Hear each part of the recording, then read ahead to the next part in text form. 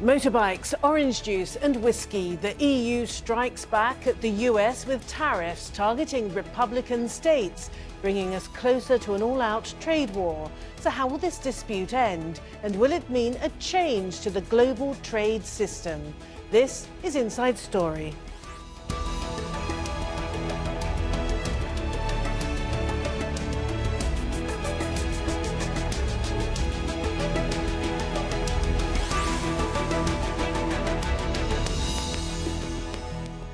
Hello and welcome to the programme. I'm Martine Dennis. Now, it's the latest round in a looming trade war. On Friday, the European Union imposed $3.3 billion worth of tariffs on US goods. Now, it's a direct response to recently imposed US tariffs on imported steel and aluminium. European leaders tried to change President Trump's mind about tariffs during the recent G7 summit in Canada. That meeting, you'll remember, didn't go down well at all. And with a new round of EU levies now taking hold, relations seem destined to become even more tense. We'll get to our guests in just a moment, but first, Niamh Barker sets up our discussion from London. The EU has described the decision to slap tariffs on almost $3 billion worth of US imports as a rebalancing measure, falling short of in any way referring to this as a trade war. However, this is all about making as much noise as possible, all about sending a symbolic message to the White House in response to Donald Trump's decision last month to slap tariffs on imports of aluminium and steel here into the European Union. That probably explains some of the brands that have been chosen to have these tariffs slapped upon them, including the American jeans firm Levi's. It's their flagship store on Regent Street in central London. Also Harley Davidson motorcycles, Florida orange juice, cranberries, bourbon from Kentucky and some US metal imports as well. Donald Trump has already suggested that European car manufacturers could be targeted with more tariffs, and the EU has also suggested that it may have some ideas in reserve, suggesting that it's earmarked around $3.6 billion worth of more US products to slap tariffs on in the near future. That's if the World Trade Organization Trade Court rules in favour of the European Union's latest complaint against the United States. The EU, all in all, though, has made it very clear that it's going to do what is necessary to protect its consumers and its producers. But before it gets any more complicated, before things develop any further, potentially into dangerous territory, what the EU really wants is to bring the United States, possibly in the company of China, to the negotiating table.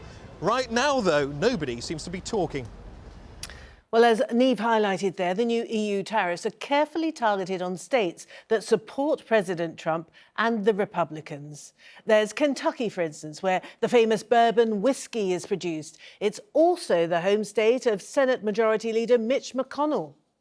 Harley Davidson motorcycles and artisan cheese, both of them produced in Wisconsin, the home state of Republican House Speaker Paul Ryan. And orange juice, one of the most important crops in Florida, a swing state whose Republican Governor Rick Scott is in a tight race for a Senate seat.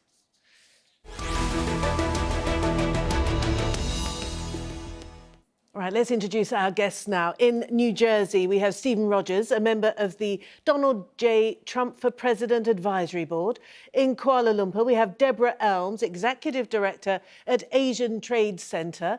And in London, we have Sam Lowe, International Trade Expert at the Centre for European Reform. Welcome to you all very much. Stephen, can I start with you in New Jersey? The EU Commission President Jean-Claude Juncker says duties imposed on the EU by the US president go against all logic and history. What is President Trump hoping to achieve?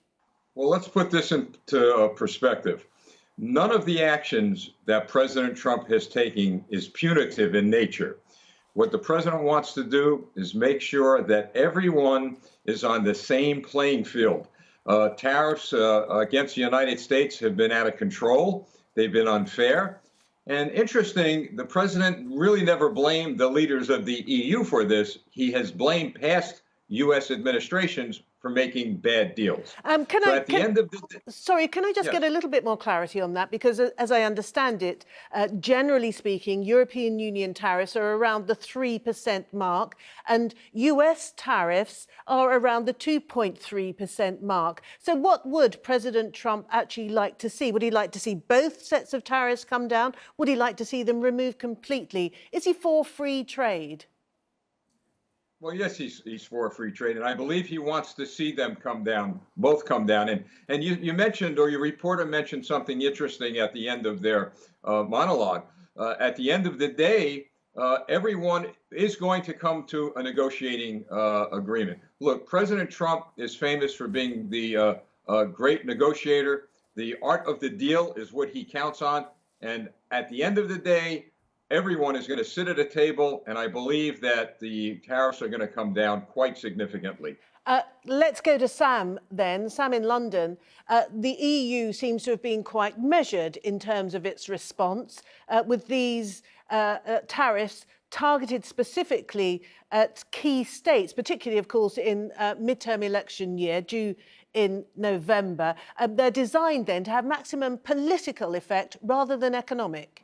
Yes, I think that's correct. I think the important thing to understand about tariffs is that actually you're punishing your own consumers when you levy them. So the EU's response has been strategic, it's been political, and it's been designed to cause as little damage domestically as possible. And I think it's legitimate. You can't just have a president marching around the world making demands of other countries under threat of future tariff increases. And I think it's time that someone stood up to him. And I think the EU is one of the few economic powers that can do so effectively.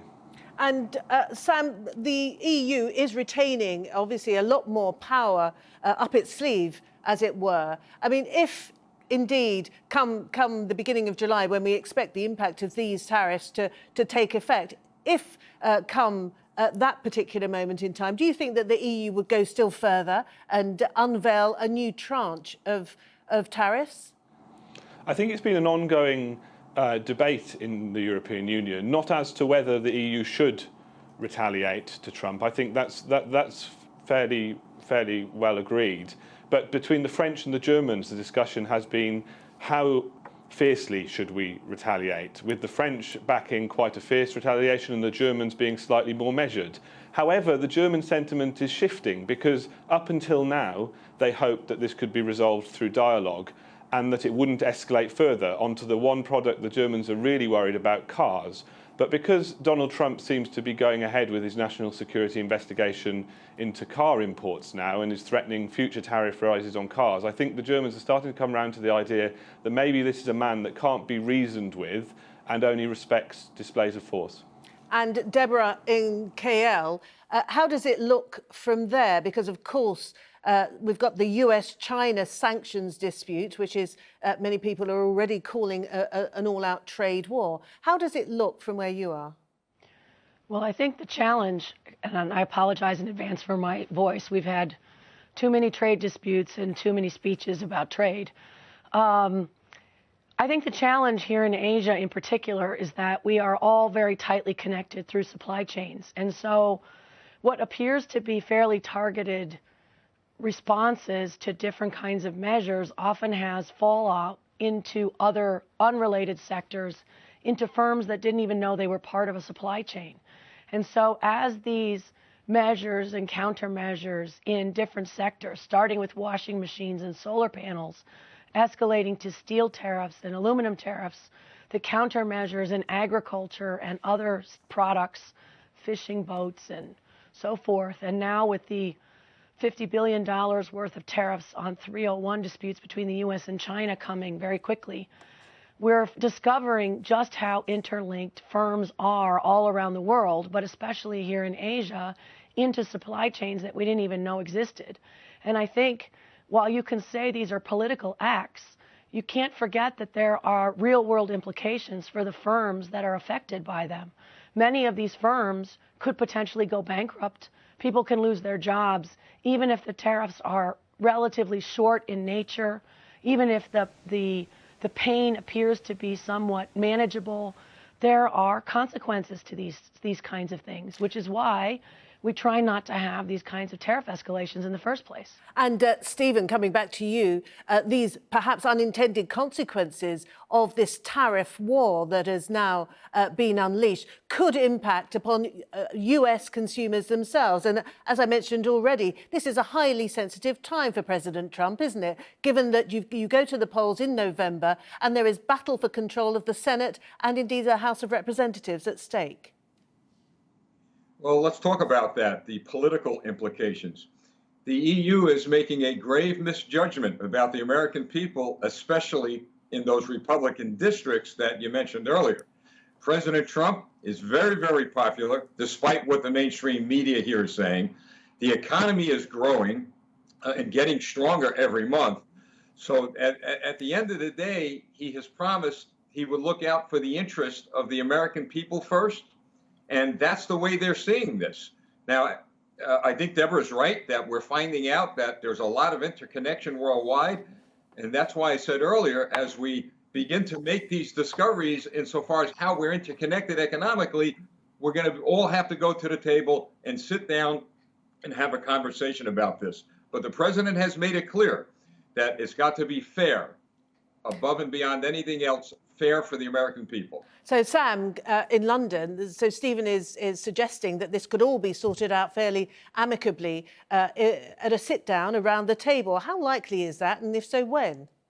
I think it's already been proved it can't be sorted out amicably around the table, and I think other countries have a point when they say they don't want to negotiate with a gun to their head.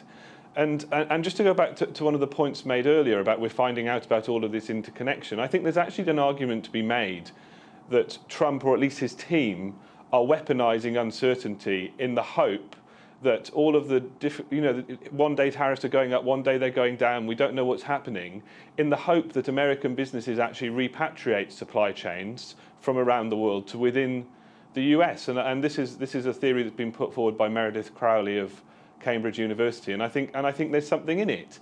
But I do hope that this can be resolved ultimately via discussion. But at the moment, I don't think anything about Trump's actions, where he just continues to escalate even further, suggests that he's interested in that. And Sam, can we even go so far then as to suggest that the powerful transatlantic alliance is over? No, of course not. I think there's more than just trade that bonds the US and the EU, but it's certainly under strain. It's certainly not in great shape at the moment, and I think it would be quite bad for both parties if the trajectory was to continue on its downward path. And Deborah, are we witnessing then the unraveling of the established world order, the conventional way of doing things, a system that's been in place for 70 years or so, largely put in place by the US and its Western allies? Is this now unraveling? Well, that's how it looks to many people, and I think that is what is causing such concern among many people who have watched the system. It's a couple of things. So one is it unraveling? If so, it seems to be unraveling quite quickly. It took 70 years to build the system to where it exists today. It can all topple over very, very fast, and we may be reaching a breaking point much sooner than people anticipate. I know we're counting on, for example, the World Trade Organization to help stabilize things, but the U.S. is also undermining the WTO's ability to do that, and we reach a critical point here in October where the WTO itself is going to struggle to handle these disputes that are being thrown at it because the judicial system at the WTO is going to be hamstrung in its ability to resolve these cases. So if that system stops working, then we revert to a sort of law of the jungle, which is what we had in the 1930s and 40s. And I think for people who study the trade system, the alarming thing is how long it took to get us to this place where trade is consistent and relatively stable, and where risks can be mitigated, and where companies, large and small, can trade with one another, where consumers get the largest amount of benefits. And if that tips over, how long does it take to rebuild that system? I think that's the danger, and that's why people who are trade folks are watching this all unfold and just can't even figure out how to address the challenge, because it has where do you even begin? I mean, you can say we can all resolve this if we sit down around a table. Who's sitting around what table? There really aren't a lot of places to do that. The timelines are very, very short. The system itself is not set up to handle this kind of threat from the largest power that has traditionally gained the largest benefits from that system. What do you do in response? And I think everyone is struggling to figure out, where do we go from here? And Stephen, so we know that President Trump is perhaps more comfortable in a bilateral setting. He's not a multilateralist at all. But there are many people around the world who are pretty concerned about the damage that is being done by his administration to the multilateral institutions that have governed the world pretty much safely and kept away an awful lot of the chaos that Deborah has alluded to for the past 70 years. Is he aware of the lasting damage that is being done? Well, I believe there's a lot of overreacting, and I'd like to expand upon what Sam said. We've got a lot more in common with each other. We have a long history with our allies. We're all involved in fighting terrorism around the world. We're involved in all sorts of other things other than the tariffs and the economic implications. So I kind of look at this as a big family squabble. But and at Stephen, the end of the day, Stephen, sorry to interrupt, but it does seem very much as though President Trump, who is, as everybody now knows, is the transactional president, for him, virtually everything comes down to cost, even when it comes down to issues of fighting terrorism, of security and defence. He wants NATO, his fellow NATO members, to pay more for their defence and so on. He's even suggested that the joint exercises with South Korea are suspended as a result of cost. As a result of cost, yes. And he's made it very clear that the United States is not going to pay everybody's way anymore, whether it be through military might, whether it be through economic issues. And that's what he promised the American people. As I said in my opening statement, he wants fairness. I think the American taxpayers are certainly in agreement with him that they just don't want to carry the load for everyone worldwide. And there's nothing wrong with that. That's called fairness. And Deborah, I'm just wondering whether this system that we have had in place for 70 years or so, whether it's actually in need of a reboot. Perhaps it's served its purpose. It's now time to change it. Because as we now know, there are many people who have not benefited at all from this period of globalization, from this 70 years of Bretton Woods. And so perhaps it is time for it to be shaken up. Well, I think there is some merit to that, but I'm not certain that you want to knock over the whole system and think that you're going to get a better outcome, especially for those who haven't seen benefits over a period of largely peaceful global economic growth. I mean, if you didn't have economic benefits during 70 years of peaceful economic growth, then I don't see how you're going to get economic benefits from a period of economic nationalism. That rarely works out in people's favor. So this is the challenge. I think one of the consequences of an America First strategy is that America will find that there are costs to be paid from putting America first. And one of those costs is that other countries will seize the initiative and start setting rules that are less favorable to the U.S., more favorable perhaps for other countries in other regions. And certainly here in Asia, there is multiple efforts underway to try to write new rules for trade, in particular, that exclude the United States, that are available for U.S. companies who want to capture the largest parts of the growing economic marketplace in this region. We have almost 4 billion consumers in Asia, growing middle class and so forth. Those rules will be written without the United States, and I think that that is going to be very interesting. Now, the more that the United States challenges the existing status quo, the more attractive those alternative possibilities become. And I'm not so sure that people who are triumphantly cheering behind Trump's ideas now will be equally happy with the results at the end, 2 years, Right. 1 year, 2 year, Let's- 5 years down the road. Let's put that to Stephen then. Stephen, there's a real danger that given the new world order that is being created from the turmoil that is ensuing as a consequence of the Trump administration's policies, and a new world order is emerging, the rules of which are being written by somebody else, and they're not going to include you in Washington, D.C. That's a real danger. Well, let's wait and see. But I could tell you that when you look at West Virginia, Pennsylvania, and other states where the steel mills have closed, and now they're going to reopen, and thousands of people are going to go back to work, and our economy is growing. Look, we're a very resilient nation. You know that. We bounce back and meet any challenge that comes our way. No one wants to be isolated from the world. Neither does President Trump. But I go back to that word fairness. We need to make sure that everyone, and in this case, especially in the president's mind and in the mind of the American people, that the United States is treated fairly. So I go back to my original case. There will be, I believe, at the end of the day, a sit down with everyone around a table, and we're going to work these things out so that everyone is treated with fairness. Let's put that to you then, Sam. Clearly, President Trump and his supporters believe that the United States is being treated unfairly. Are they being treated unfairly? And if so, by whom? And what can be done about it?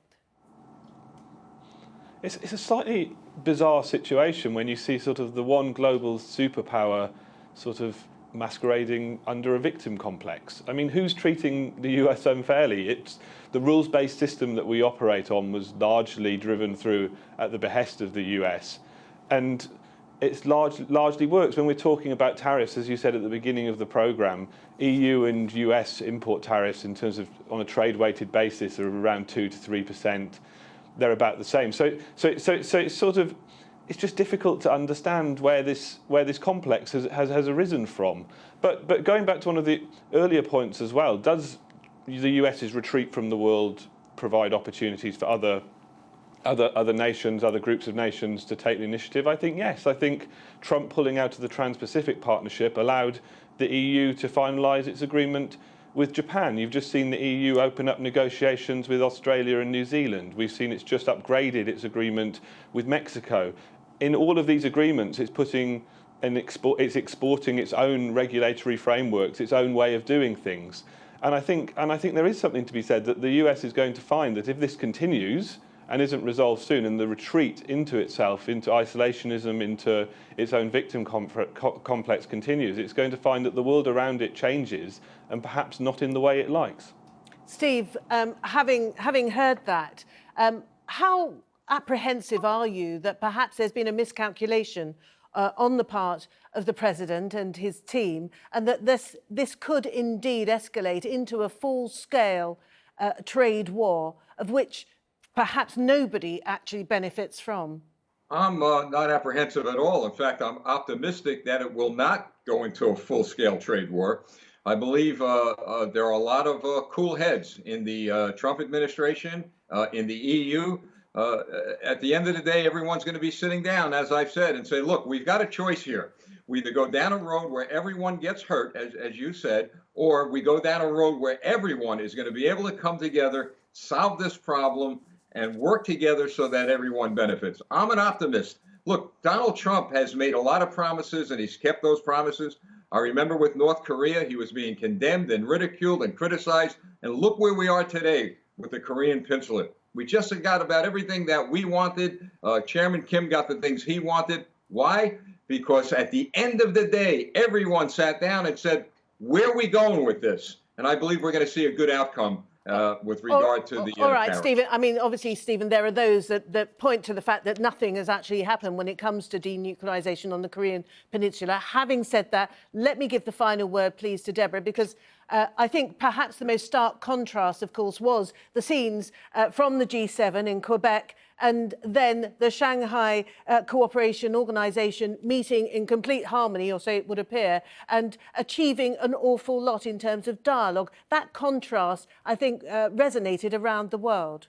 I think it did. And I think you are going to see, and we're already seeing right now, particularly here in Asia, a surprising amount of unity on different things that have been blocked for a long time. So as an example, we have a 16-party trade agreement here in Asia called RCEP that has been not stalled, but has been moving very slowly for quite some time.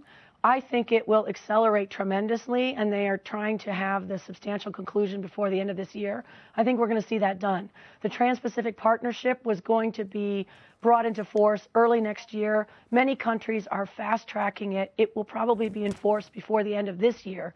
That would not have happened had we not had such an acrimonious G7 meeting that got everyone's attention, and they said, wow, it's not just the things like the 232 arguments about national security. It's the rhetoric, it's the language, it's the turning your back on allies that has caused people to say, in Asia particularly, we have to take care of ourselves, clearly, and so we will do so. We will pick up whatever pieces we can in whatever format works for us, and we will create whatever situations that we think work to keep open the path to prosperity, to keep open the jobs opportunities for ourselves, because we can no longer count on an unreliable ally out of the United States.